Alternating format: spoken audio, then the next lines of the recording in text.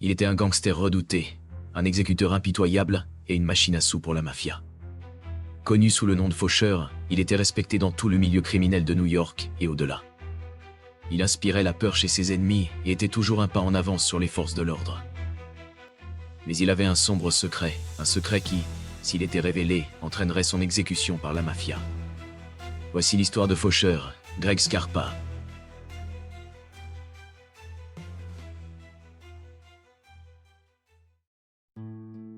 Gregory Scarpa est né le 8 mai 1928 à Brooklyn, New York. Il a grandi dans le quartier sud de Bensonhurst. Son père, Salvatore, gagnait sa vie en transportant du charbon. Un travail éreintant et misérable. Sa fille, Linda Scarpa, se rappellera plus tard combien le jeune Greg détestait se plonger dans le travail sale et difficile de son père. Il était bien trop ambitieux pour se contenter d'un tel sort. Au lieu de transporter du charbon avec son père, Greg avait en vue un tout autre style de vie. Il y avait des hommes plus âgés dans le quartier qui conduisaient de belles voitures et portaient des vêtements élégants. Ils semblaient toujours avoir beaucoup d'argent, bien que peu d'entre eux aient un véritable emploi. Ils vivaient la vie que Greg et son frère aîné, Sal, désiraient.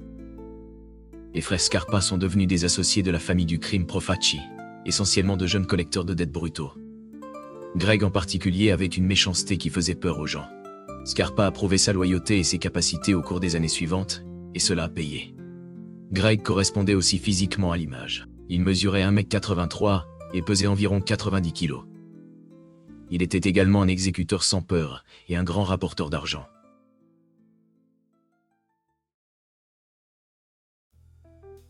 En 1953, les patrons de la mafia ont décidé de tester Scarpa pour voir s'il était prêt pour les grandes ligues.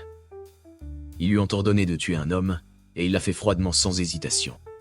Il allait bientôt être officiellement intégré à la famille Profaci, qui devint plus tard la famille Colombo. Il est devenu le protégé de Carmine, le serpent Persico, qui était une étoile montante dans la famille à l'époque. Scarpa était impliqué dans les rackets traditionnels, tels que les jeux de hasard illégaux, l'usure, l'extorsion, le détournement de cargaison, le trafic de stupéfiants et le meurtre.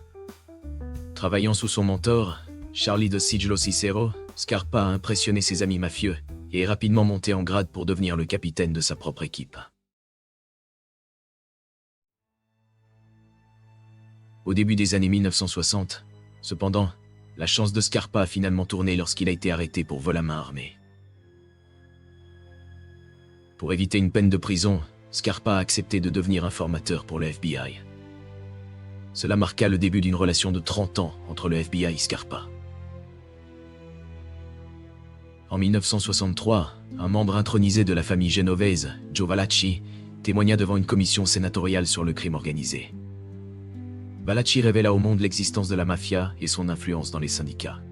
On pense que la majorité des informations utilisées lors de l'audience provenaient en réalité des rapports de Greg Scarpa. Valachi en était simplement le visage public. Dans les années 1960, les États-Unis étaient en proie aux troubles liés aux droits civiques. À l'été 1964, 3 militants des droits civiques dans le Sud avaient disparu, présumés assassinés. Le FBI était sous pression pour agir, mais avait du mal à trouver des témoins. Incapables d'utiliser légalement des techniques d'interrogatoire musclées, ils envoyèrent Scarpa avec pour mission de découvrir où étaient enterrés les corps. Il a reçu de l'argent, une arme et fut envoyé au Mississippi. Greg, accompagné d'un autre agent du FBI, kidnappa un membre du Ku Klux Klan, soupçonné par le FBI d'être impliqué. Selon certains récits, Scarpa aurait mis un canon d'armes dans la bouche de l'homme pour le faire parler et lui dire où se trouvaient les corps. Après plusieurs mensonges, Scarpa le tortura, menaçant de lui couper les parties intimes. Craignant pour sa vie, l'homme donna à Scarpa l'information et les corps furent bientôt localisés. En 1966, un homme de famille nommé Vernon Dahmer permit que son magasin local soit utilisé pour l'inscription des électeurs. Les membres du clan découvrirent où il vivait, se présentèrent avec des fusils et de l'essence et brûlèrent sa maison. Dahmer réussit à repousser les attaquants, tandis que sa famille s'échappait, mais il mourut plus tard dans les bras de sa femme. Une fois de plus, la police locale et le FBI avaient du mal à trouver les responsables.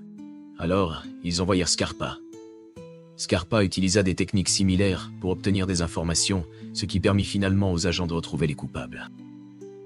L'homme fut tellement battu qu'il confessa son implication dans le meurtre.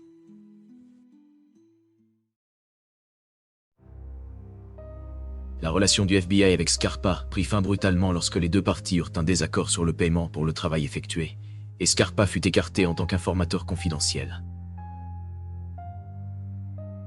En 1980, l'agent du FBI Lindley DiVecchio devint le contact et gestionnaire de Scarpa, rétablissant sa relation avec le bureau. Scarpa avait refusé tout contact avec le FBI pendant les 5 années précédentes, mais DiVecchio le persuada de coopérer à nouveau. Linda Ciro, la petite amie de longue date de Scarpa, et les procureurs fédéraux affirmèrent plus tard que Scarpa avait de nombreuses transactions illégales avec DiVecchio. Scarpa aurait fourni à DiVecchio de l'argent, des bijoux et d'autres cadeaux, ainsi que des informations de valeur discutable sur les Colombo. En échange, DiVecchio l'aurait protégé de l'arrestation et lui aurait donné des informations sur ses rivaux pendant la Troisième Guerre des Colombo. Les informations fournies par Scarpa ont aidé le FBI dans l'affaire de la commission de 1985, qui a conduit à la condamnation de 4 des 5 chefs de la mafia new-yorkaise. Bien qu'il travaillait comme informateur pour le FBI, les crimes de Scarpa continuaient. Il commettait encore des meurtres. La marque de fabrique de Scarpa lorsqu'il tuait ses ennemis était de sortir un mouchoir de sa poche. Quand il remettait le mouchoir dans sa poche, il sortait une arme et tuait sa cible. Il y a eu un incident où Scarpa avait entendu qu'un autre mafieux l'accusait d'être un indicateur dans son dos. Scarpa l'a convoqué, lui a demandé s'il avait des preuves, et il a été tué sur le coup. Selon le code de la mafia, accuser quelqu'un d'être un rat sans preuve était une condamnation à mort. Scarpa profitait pleinement de cette règle. Scarpa prenait 3 aspirines par jour depuis ses 20 ans. Cela lui a causé de nombreux ulcères à l'estomac. Après une chirurgie d'urgence pour un ulcère à l'hôpital Victoria Memorial de Brooklyn en 1986, Scarpa a reçu plusieurs transfusions sanguines de la part de membres de sa famille et d'associés. Il avait refusé le sang de la banque de sang de l'hôpital. Greg a finalement reçu du sang du mafieux Paul Meley, un culturiste qui utilisait des stéroïdes anabolisants injectables. Meley avait contracté le VIH par une aiguille sale et l'a transmis involontairement à Scarpa lors de la transfusion sanguine. À mesure que la maladie de Scarpa progressait vers le sida, lui et ses proches disaient à tout le monde qu'il souffrait d'un cancer. En 1991, les partisans du rebelle Colombo et chef par intérim, Victor Orena ont tenté de tuer Scarpa. Plus tôt en 1991, une lutte entre Orena et le chef emprisonné des Colombo, Carmine Persico, avait entraîné des violences. Les loyalistes de Persico avaient tenté sans succès de tuer Orena à son domicile de Brooklyn. En représailles, Orena décida de tuer Scarpa, un des plus fervents partisans de Persico. Le 18 novembre 1991, Scarpa conduisait son propre véhicule à Brooklyn, suivi de sa fille et de son petit-fils, lorsqu'il a été arrêté par 2 voitures. Des tueurs à gages sont sortis de leur véhicule avec des armes dégainées et se sont dirigés vers la voiture de Scarpa, mais celui-ci a réussi à s'échapper de l'embuscade, percutant tout ce qui se trouvait sur son chemin. Quelques passants furent blessés, mais Scarpa et ses proches échappèrent indemnes. Pendant les 7 mois de conflit entre Persico et Orena, Scarpa servit de commandant militaire pour Persico. Bien qu'affaibli par la maladie, il patrouillait constamment le long de l'avenue U à Brooklyn, cherchant des partisans d'Orena dans les clubs sociaux et les bars. Furieux de la tentative de meurtre contre sa famille, Scarpa était particulièrement vigilant à l'égard de William Cutolo, loyaliste d'Orena, qui avait organisé l'attaque.